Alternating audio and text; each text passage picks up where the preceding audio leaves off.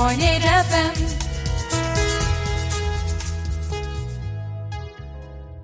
Hello everyone, you are listening to Radio Amity 107.8 FM. I'm Reem Mir. I'm Karanjan. And today we're diving into some important conversations. Welcome to this safe space where we can all come together to explore the real, raw thoughts and experiences of 20-somethings navigating the ups and downs of young adulthood. Here, we're going to address those difficult topics we often shy away from in everyday conversations, because we want to remind you, you are not alone. We hope the space makes you feel seen, heard, and represented. Let's talk through it all together. Today we have the opportunity to have a wonderful person with us, our esteemed professor, Dr. Somnath Pai, and he'll be here to share with us his life journey. Thank you for having me here. Thank It's a you for pleasure. coming, sir. Thank you so much for coming. I would like to ask you about your personal journey. So, can you please share a bit about your personal journey of coming to terms with your sexuality, growing up in India? And growing up in India, were there any specific challenges that influenced your journey of self-acceptance?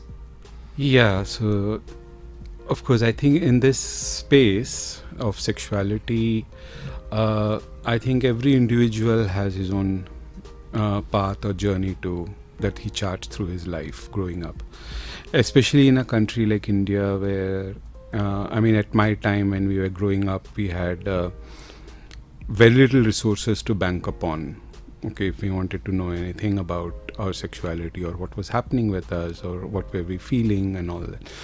So even a normal psychotherapy or a psychologist was non-existent at that time. Okay, so there were, when you talk about even psychotherapy or having any kind of mental health issues at that time, that would be considered as you are mad, you are pagal. So therefore it was like, so pagal khana. So we were thinking, so on one side you have, you're growing up having no one to talk to about what you're going through and what you're feeling through, because you know as a child growing up that you are in divergence with the others around you. Okay, how others feel, how others talk. So you are hearing everything in contrarian to your own thoughts. So who do you talk to? So you have no one else other than yourself to talk to. We had no one else other than ourselves to talk to, literally speaking. Okay, so I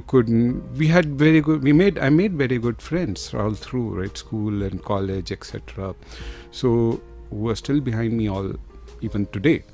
So it's not that I didn't have very good friends or I didn't have a loving family, but then this was an aspect that it couldn't be shared with anyone, or I didn't have so because what you read about was which only put more fear and shame and in you, okay, inside. So therefore it was really difficult, okay, navigating those times. And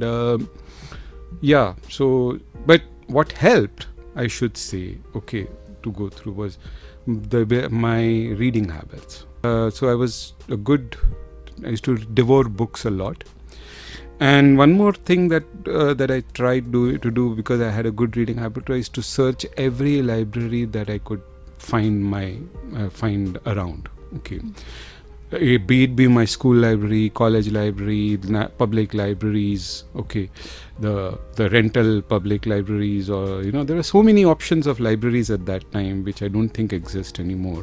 But all those libraries, I would really score them from top to bottom, looking for any kind of queer material that I could find. So the snippets of written by Khushwant Singh and people like that kind of helped, okay, but they were just snippets. They were not very detailed, okay. So, but those gave a hope that, okay, there is something, but now what is there more in it? But one thing that I could relate to while reading was the classics. So the English classics kind of offer you they're not necessarily queer driven, but they give you a perspective of life, how to go about it. So that helped. That helped a lot. So because a lot of things, like for example, Jane Austen, okay, she writes a lot about what women's life was back in England, and I didn't see that very different from my own life. Where in Jane Austen's books, the women are unable to speak about themselves to anyone around them, which was the same thing that I was going through too. So, but the message in Jane Austen's books is very clear that it doesn't matter if you're not doing, but you have to love yourself and go after your dreams yourself. So if you are on another message that is driven home by in the books of whether it's Jane Austen or Charles Dickens, is that you make your own life, and if you are independent in your own life, nobody gives a damn shit. So that message was amply clear from all these books, and that I think in the absence of any other queer material around, okay, so I think those books kind of helped me navigate those times. But yeah, it was not easy, not at all easy. Thank you so much for sharing all this with us. I would like to follow up this by a question. Were there specific moments that helped you feel comfortable being openly queer in your professional life? It's not a journey that I took by choice, okay, not something, but it just evolved, okay, sort of evolved through the times. And at this point I must say that I have a bunch of colleagues who are pretty much the coolest ones that you can ever have. So yeah, I guess some of them know, others they may be aware, but I think I mean everyone has been cool about it in their own ways, and yeah, so it's not been, that journey was not at all difficult at all. I mean, thanks to them, I should say. They have allowed me to be what I am and allowed me to do the way things I like to do. So yeah, things have not been that, I've not had to drumbeat about it, if you understand. Yeah. So therefore I've not needed that. And professional life I realized, okay, over the years, that it has little to do with your sexuality. It's your work that counts at the end of the day. So that's what matters. Sir, staying on theme with the professional aspects of your life, you're a professor, obviously, introduced you as such. You chose to go into academia for whatever your reasons were. But did you face any challenges in academia being queer in India? And if you did, how did you navigate your way through? No, I did not face any challenges because of my queerness in the academia. Wherever I studied, I never had any problems of being queer. Not that they knew about it, but okay, they never knew about it. But yeah, I was pretty much discreet at the time when I was studying, when I was in master's or PhD or undergrad or wherever. But yeah, there was never any issues. And strangely, I rarely heard of any, there was very little homophobic talks also around me. There was never any homophobia around. So yeah, so I mean, it wasn't difficult at all. So on contrary to what we generally hear about homophobia in the academia and all, never kind of faced that or saw that around me. So you didn't face homophobia much? No, I did not. Academia? No, I did not. Okay, sir. So I'm very glad to hear that you did not face anything as such in your life. But you've talked about being discreet with a part of yourself, which is super important. Your sexuality is so important, and the way you are, it's a big part of you, obviously. You've been discreet with it. Did you ever in a certain period of your life feel alone or feel disconnected from society or yourself? And if you did, how did you manage to get over it? Because not only for this topic, but people tend to have secrets. It's very normal, and the feeling of alienation is very, very common. So I would like to hear your opinions on I that. must say that's a very, very pertinent question, Reem. I mean, it's something that, yeah, you are always in a crowd, but you feel alone Yes. because you are not able to communicate to the people around you as freely as you would have actually liked. So, because you, in your subconscious or in your mind, you know that you are hiding something from the rest of the people around you. Especially, it hurts when you know that you are hiding some things from the people you love, people you trust the most. Okay. So, that's not a good feeling. Grow up all queer, I think. They grow up in a mindset of fear and shame. Okay. So, yeah, this is one, and this leads to a feeling of loneliness inside, no doubt, because you are unable to express yourself freely as the way you would have liked to. So therefore, but yeah, that's been challenging. But again, as I said, I navigated that because I had a pretty good understanding from the books that I read. Okay, especially those classics. They were wonderfully helpful. Okay. Yes, so I think those things kind of gave me the tools to tide over. Yet again, once proving books are your best friends. Yes, They very are. much are. Okay. Sadly, people now don't read anymore. That's the. Anyway, Sorry. that's that. Yeah, let's. All right, sir. And another question we have for you is: have you seen a change in how LGBTQ plus individuals are accepted in the academic community since you began your career? I very much do not know too many queer people who are out in the. Okay, I know few, but they are very few. Okay, I mean they can count. I can literally count them in half the fingers of my hand. So, okay, so that's like very little. So I don't know. I think it's mainly because there is a fear inside. I don't know. For personally, given my journey or my experience with the academia, I don't think people really care about your sexuality or etc. The concerns are more about other things like your work, and those things matter more. Okay, less about, because I know professors who are very open and who do contribute to a lot of material on queer life or queer issues in India and elsewhere.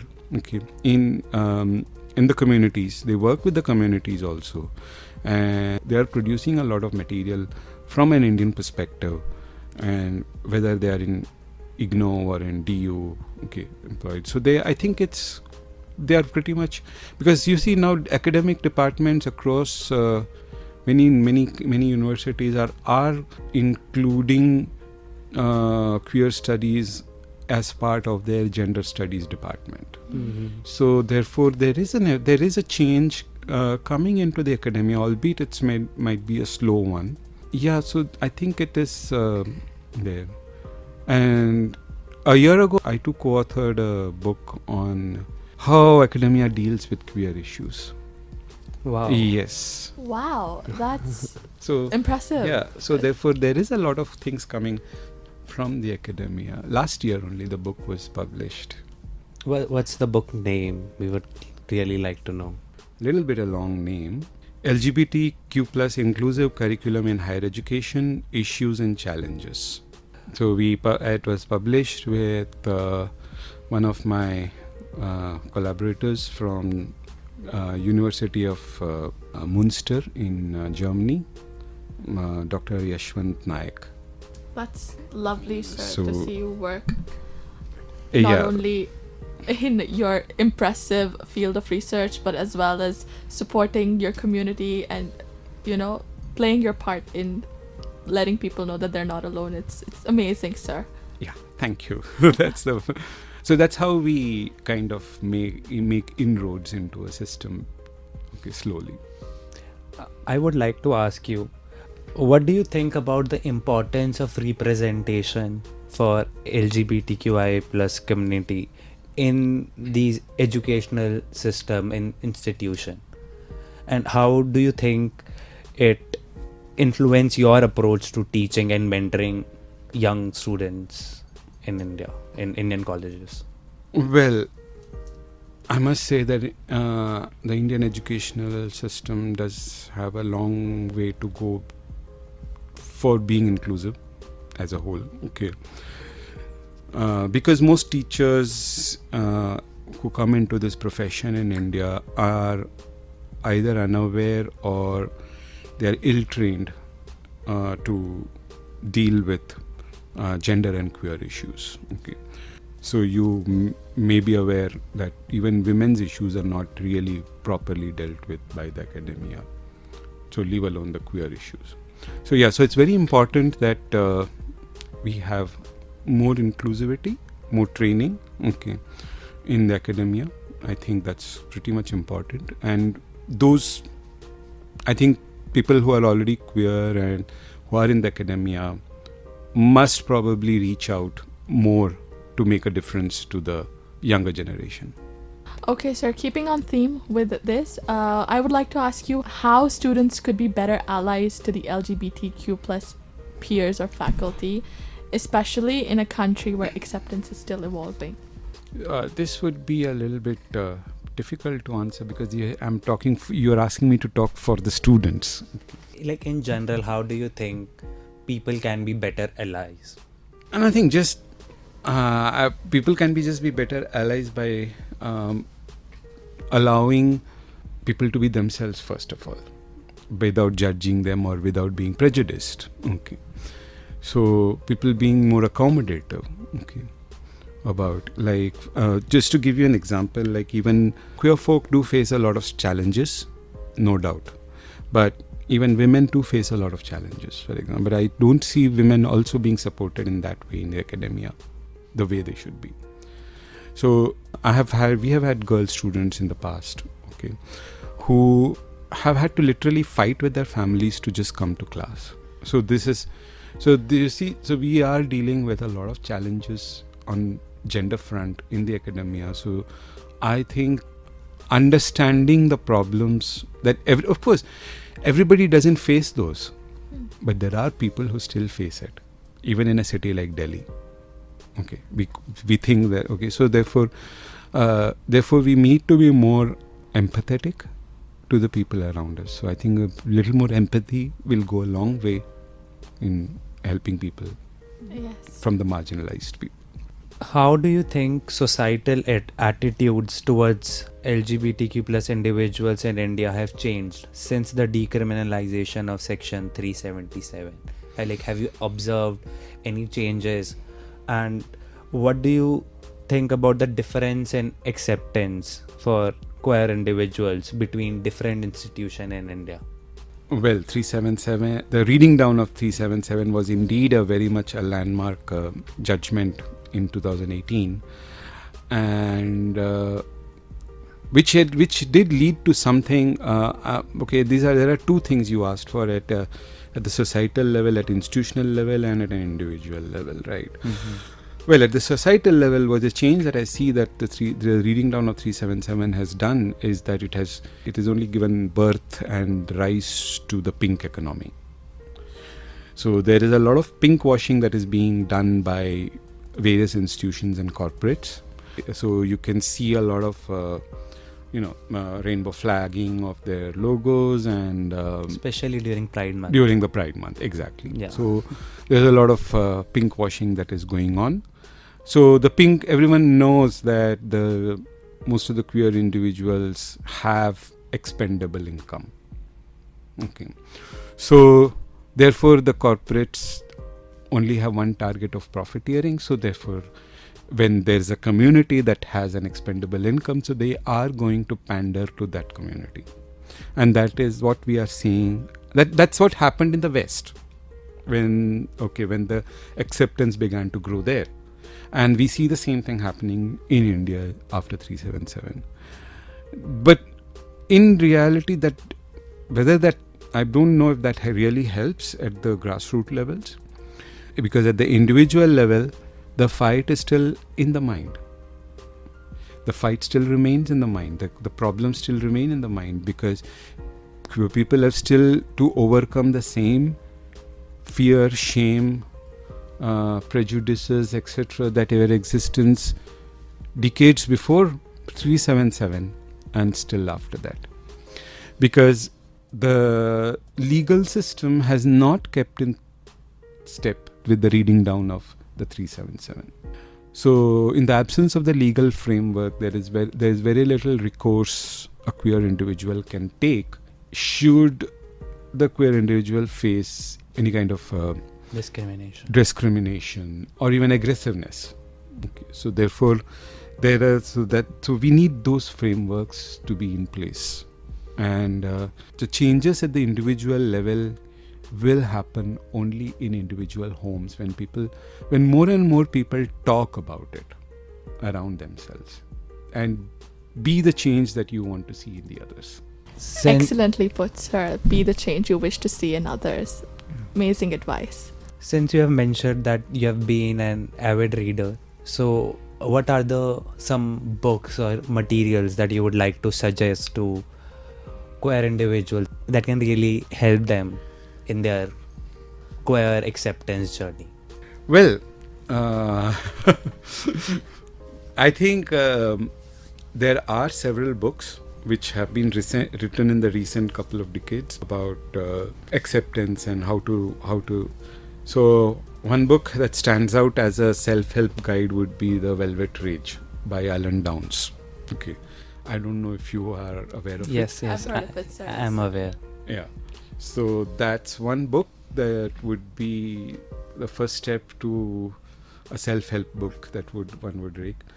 But other than that, fiction-wise, I think there are several. The classics, even though they do not necessarily have queer characters, people like Charles Dickens and Oscar Wilde. Oscar Wilde, Yeah. Yes, sir. They do talk. Their stories are there's a lot of relatedness that you can draw in from reading their books. Okay, Jane Austen. Okay, or even the Wuthering Heights. Lovely book. Yeah. Great So advice. the classics still continue to offer a fantastic place that one can read a lot of. Staying on topics with books, what is your personal favorite genre of reading? I started with fiction. I stayed with fiction for a long time.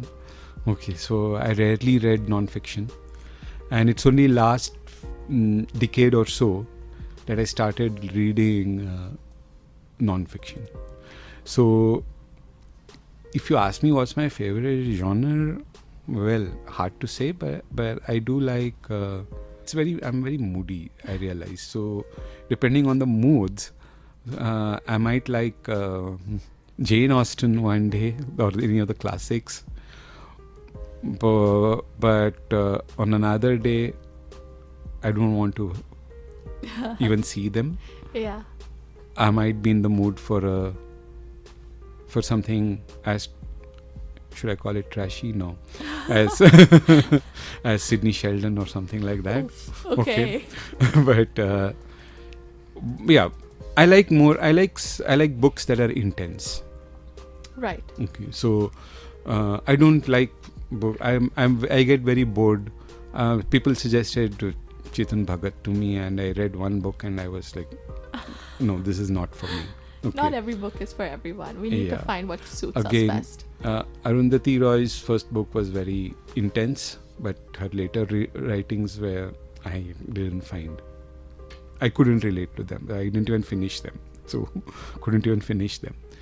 So, I like books that have a lot of intensity within. Okay, so anything that is intense, and with the same applies.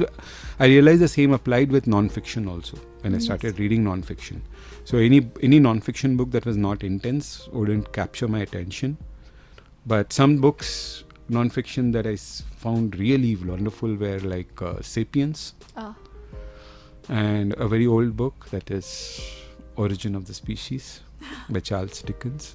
Charles Darwin. Charles Darwin. So sorry, Darwin. Pretty much intense, pretty much well ahead of their times.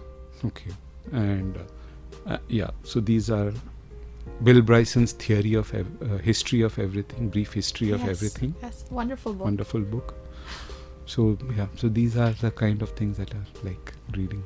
So were these non-fictions the reason you came into academia and pursued research, or what struck you to go into the field of biology first of all, and then continue your journey till your PhD in biology and stay with biology. Yeah.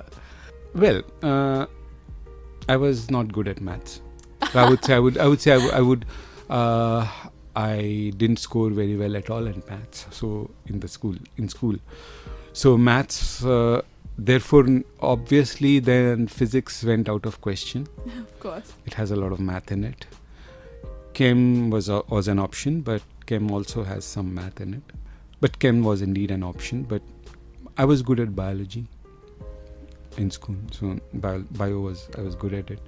Everybody in the class came to me for lessons in biology, and in the end I scored less than everyone else. so that's but yeah, I was good at that. So therefore biology became the natural option to go. Right. But if you ask me, my true interest probably lied in history and economics. Okay. But history is a very maligned subject. Yes. People, you're never encouraged to pursue history. So everybody from family to teachers, and even the history teacher wasn't in school, said, why do you want to study history? So therefore that wasn't the option. So biology became the natural choice, and then I went ahead with biology in future. Okay, sir, your teaching style is extraordinary. Honestly, it's one of the best I've seen so far. You make us think. You make us think hard, and you really influence in our minds a love and a direction to think in a different manner. I wanted to ask you, what influenced you to create such a teaching style? And were you always like this, or did it just develop over time? Throughout in my academic my studies, when I was studying, I never felt the examination questions challenged me. So because they were mostly very direct, encouraging by rote learning, and I was never challenged by that, and I felt that that's not the way, because I told you I used to roam around libraries. Yes, sir. A lot. So I used to roam around. I used to travel all the way from Cochin to Trivandrum to roam around the British Council Library there. Wow. Okay. Monthly once I used to go and stay there a couple of days so that I can spend a couple of days in the library there. Okay, 2 days in the library there. There I could go through question banks of there, and those were really interesting and challenging for me, and they were so it gave me a glimpse of what graduation would have been had I done it abroad. And really my interest was that I was really keen to pursue, if I had the opportunity, the BA arts, that is, they have the liberal arts program, which allows you to explore various subjects before you kind of specialize in something. And so those kind of things, and then so I used to practice those, answering those, and I, which actually helped me to do better in the entrance exams later on. And then so therefore I felt that the teaching pedagogies that were being followed were flawed in India, because they encouraged by rote learning, which doesn't really help you to retain concepts over a longer period of time, over your lifetime. If you are put through challenges to your own learning, then one learns better. Okay, and you retain the concepts for more longer period. So I don't see a student's arrival at a college just to gather a degree. Rather, it is to gain knowledge. So therefore, and knowledge is for life. Yes. A degree is for a purpose. So right. That's the difference. So that's what drives my pedagogy in this way. It's an amazing one, sir, and we're so grateful that we have someone as amazing as you guiding us into actually gaining knowledge instead of just rote learning. Your classes are one of the best. Thank you. Thank you for being our mentor. I really loved your answer. So, thank you so much for being here. It was really our pleasure for taking your podcast and getting an insight of your brain. Thank you so much for talking with us, for taking out time from your very busy schedule, sir, because we know how busy you can be. This just goes to show how dedicated you are to your students and how great of a mentor you are. Thank you so much for coming. And thank you very much, you kids, for this opportunity. It was a wonderful time and I think you guys did a wonderful job. Thank you so much. All right, everybody. This ends today's chat with our wonderful professor, Dr. Somnath Pai, where we talked of some very difficult conversations and some really insightful theories of books and everything under the sun. If you guys liked today's episode, please don't forget to tune in once again at Radio Amity 107.8 FM. Thank you for listening. Thank you. ले